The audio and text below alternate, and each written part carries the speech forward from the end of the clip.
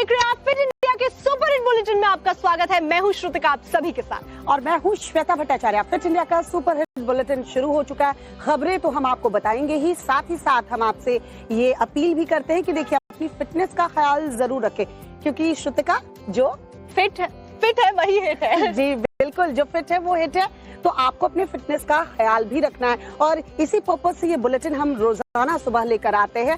आगे आपको देश दुनिया की खबरें भी बताएंगे। बिल्कुल, देश दुनिया की खबरें होंगी, राजनीति की खबरें होंगी, मनोरंजन पर बात करेंगे और साथ ही साथ फिटनेस का डोज तो आपको पूरे बुलेटिन के अंदर मिलने वाला है। तो जल्दी से शुरू करते हैं फिट इंडिया का सुपर हिट बुलेटिन।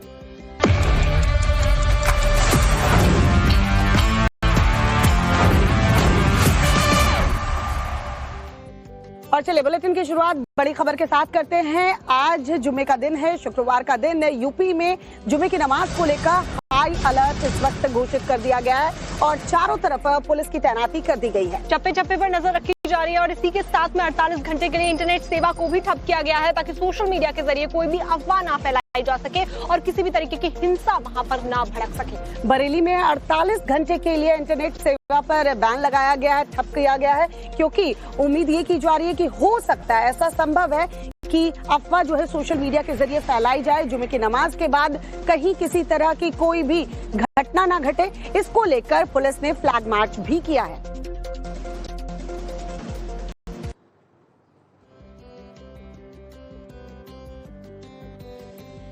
चेतनानंद की रिमांड जो 5 दिन की मिली थी पुलिस को, वो अब खत्म हो रही है। ऐसे में आज कोर्ट में चेतनानंद को पेश किया जाना है ताकि रिमांड और ज्यादा बढ़ाई जा सके और उससे पूछताछ की जा सके। 5 दिन की रिमांड खत्म होने के बाद पुलिस जब आज कोर्ट में पेश करेगी तो रिमांड बढ़ाने की मांग की जा सकती है, क्योंकि अभी तक पूछताछ में बहुत खुलासे हुए हैं और भी ज्यादा खुलासे संभव है और यही वजह है कि आज रिमांड बढ़ाने की मांग पुलिस जो है वो कर सकती है। चेतनानंद लगातार पुलिस को गुमराह करने की कोशिशें कर रहा है जब भी उससे पूछताछ की जा रही है और इसी बात को लेकर अब पुलिस चाहती है कि और ज्यादा दिनों की रिमांड मिल सके ताकि ढंग से पूछताछ चेतनानंद से की जा सके। और वही दिल्ली से खबर है, जहां गोकुलपुरी में बताया जा रहा है कि युवक जयशंकर के एक बयान को उठाया और उसको लेकर विवादित बयान दिया है। साथ ही उन्होंने कहा है कि भारत के अंदर लोकतंत्र पर खतरा मंडरा रहा है। कोलंबिया के दौरे पर हैं राहुल गांधी और इस दौरान राहुल गांधी ने तमाम बातें कही हैं और उन्होंने क्या कुछ कहा, सुनिए जरा। About India, but at the same time there are also fault lines within the Indian structure. There are risks that India has to overcome. Which are those risks that you see? The single biggest risk is कभी कभी बच्चों के बीच का मामूली सा दिखने वाला झगड़ा एक बड़े विवाद को जन्म दे देता है। अपनी स्क्रीन पर दिख रही सीसीटीवी फुटेज बिहार के मुजफ्फरपुर की है, जहां के अय्यापुर थाना क्षेत्र के शेखपुर गांव में कहासुनी के बाद उपद्रवियों ने एक घर पर धावा बोल दिया। पीड़ित शहजाद आलम के मुताबिक 1 अक्टूबर की शाम उनके बेटे की कुछ लोगों से चाय की दुकान पर कहासुनी हो गई थी।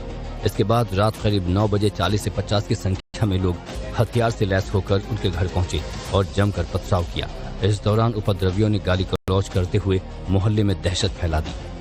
समीर आदित्य नाम का लड़का, उसका पूरा संगठन गल बल के साथ में शेखपुर घाट का सैनी लोग है, आके हमारे घर पे 50-60 की संख्या में पूरा उपद्रव करके पूरा गेट में मारपीट रोड़ा पत्थर करते हुए मेरा 4 व्हीलर गाड़ी को क्षतिग्रस्त, उसका शीशा उसा फोड़ फाड़, जाति सूचक गाली देते हुए ये कांड किया है। पीड़ित की शिकायत पर पुलिस ने केस दर्ज कर कुछ लोगों को हिरासत में ले लिया है। हालांकि अब भी पीड़ित परिवार डरा सहमा हुआ है और प्रशासन से सुरक्षा की गुहार लगा रहा है।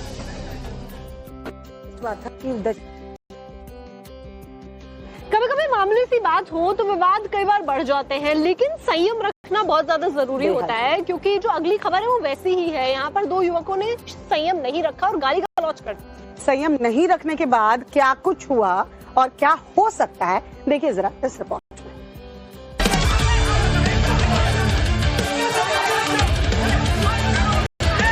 टीवी पर दिख रही मारपीट की वायरल तस्वीरें यूपी के उन्नाव की हैं, जहां पेट्रोल लेने पहुंचे 2 युवकों को दुकान संचालक और उसके परिवार ने दौड़ा कर पीटा। उन्नाव जिले के दही थाना क्षेत्र के पूर्वा मोड़ के पास गाली गलौज के एक मामूली विवाद ने खूनी संघर्ष का रूप ले लिया। इस दौरान दोनों युवकों को 2 महिलाओं और 8 से 10 पुरुषों ने घेर लिया और उन पर ताबड़तोड़ लाठी डंडों से हमला कर दिया। तस्वीरों में आप साफ देख सकते हैं कि कैसे युवकों को कुछ लोग बुरी तरह से पीट रहे हैं।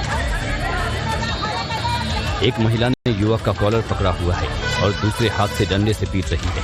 वहीं एक पीली साड़ी पहने भी एक महिला है जो डंडे से युवकों पर हमला कर रही है, जिसका वीडियो वहां खड़े किसी शख्स ने अपने फोन पर रिकॉर्ड कर लिया, जो अब जमकर वायरल हो रहा है। फिलहाल दोनों युवकों का अस्पताल में इलाज चल रहा है, तो वहीं पुलिस ने हमला करने वाले कुछ लोगों को हिरासत में लेकर मामले की जांच शुरू कर दी है।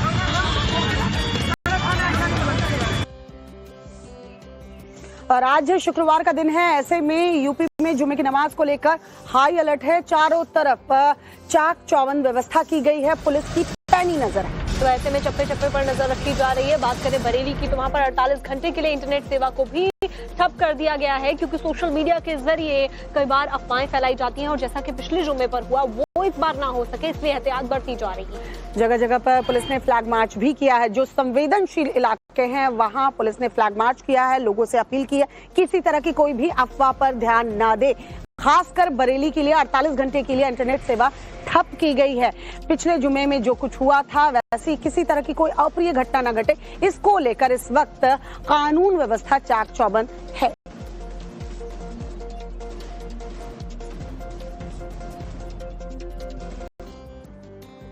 तो देखिए, जुमे की नमाज का आज दिन है और ऐसे में यूपी हाई अलर्ट पर है। ना सिर्फ बरेली बल्कि अलग अलग इलाके जो हैं उत्तर प्रदेश के, वो इस वक्त हाई अलर्ट पर रखे गए हैं, ताकि जो पिछले जुमे पे हुआ वो इस बार ना हो। एक रिपोर्ट आपको दिखाते हैं, देखिए कैसे इस वक्त यूपी में जगह जगह पर पुलिस की पैनी नजर है।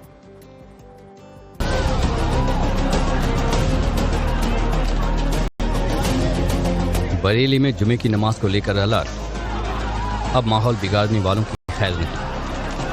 पिछले सप्ताह बरेली में हुई हिंसा को लेकर पुलिस और प्रशासन पूरी तरह से अलर्ट मोड में है। योगी की पुलिस उपद्रवियों पर लगातार कार्रवाई कर रही है। अब तक 81 लोगों को गिरफ्तार किया जा चुका है और अभी भी संदेहियों पर शिकंजा कसा जा रहा है। इसी वजह से कई आरोपी अपने घरों में ताला लगाकर फरार हो गए हैं। बरेली के आजमनगर में सन्नाटा पसरा है। लोग घर बार छोड़कर भाग गए हैं, घरों में ताला लगा है।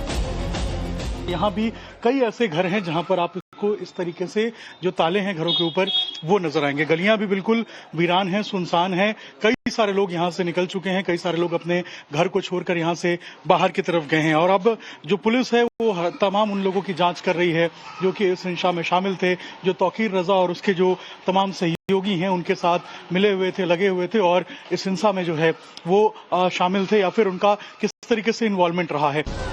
बरेली की फिजा में अशांति का जहर घोलने वालों के खिलाफ एक्शन जारी है।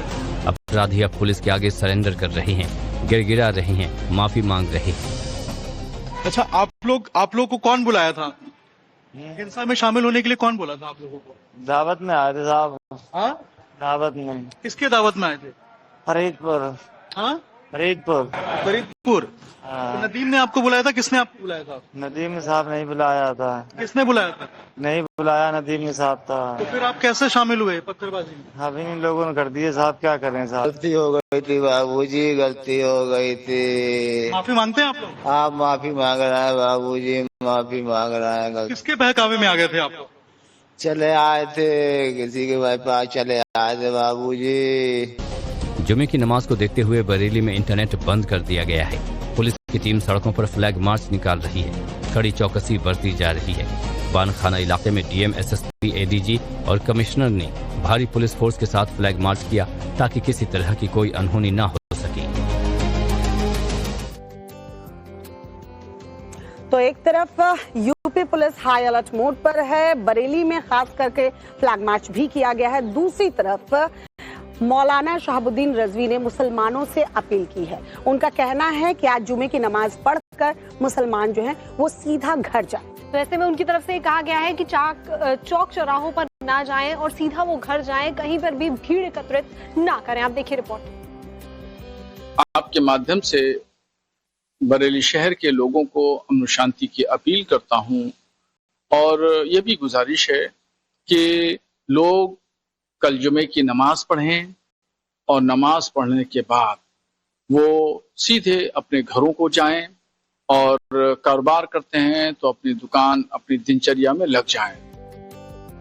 तो चलिए अब आपको खबर बताते हैं संभल से, जहां पर अवैध निर्माण पर अब बुलडोजर एक्शन हुआ है। एक बार फिर से संभल में बुलडोजर गरजा है। इस बार मैरिज हॉल को ध्वस्त किया गया है। तस्वीरें हमने आपको कल दिखाई थी टाइम्स नाउ नवभारत पर, और अब इस मैरिज हॉल को ध्वस्त कर दिया गया है। वहीं कार्रवाई और भी अवैध निर्माण पर होने हैं। वहां एक मस्जिद भी है जो अवैध जमीन पर कब्जा करके गलत तरीके से बनाई गई है, और उस पर भी एक्शन होना है। लेकिन फिलहाल इस मैरिज हॉल को ध्वस्त किया गया। कल संभल में बुलडोजर एक्शन देखने को मिला। मस्जिद की इंतजामिया कमेटी ने जिला प्रशासन से 4 दिन की मोहलत मांगी है और मस्जिद नहीं गिराने की गुहार लगाई है। इसके बाद प्रशासन ने 4 दिन की मोहलत दे भी दी है। 4 दिनों में मस्जिद की इंतजामिया कमेटी मस्जिद को खुद ध्वस्त करेगी। आप देखिए, संभल में ऐसे तमाम जगहों पर जहां पर सरकारी संपत्तियों और सार्वजनिक संपत्तियों पर निर्माण किया गया है, नोटिस देने की प्रक्रिया शुरू की जा रही है। लेकिन अभी जो बुलडोजर एक्शन आप होते हुए देख रहे हैं, वो यहाँ पर आप देखें तो ये एक रामा बुजुर्ग इलाका है। यहाँ पर